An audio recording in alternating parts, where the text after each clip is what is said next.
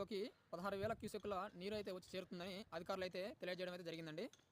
మన తెలుగు రాష్ట్రాల విషయానికి వస్తే శ్రీశైలంలో 215 టీఎంసీలకు గాను ప్రస్తుతం 36 టీఎంసీలో నీటి నిల్వ అయితే ఉంది. అదేవిధంగా నాగార్జున సాగర్ విషయానికి వస్తే మొత్తం 312 టీఎంసీలకు గాను ప్రస్తుతం 120 టీఎంసీల నీరు నిల్వ అయితే ఉందని చెప్పడం అయితే జరిగిందండి. ప్రస్తుతం మన తెలుగు రాష్ట్రాల్లోకి ఎటువంటి ప్రవాహం అయితే లేదని చెప్తున్నారు.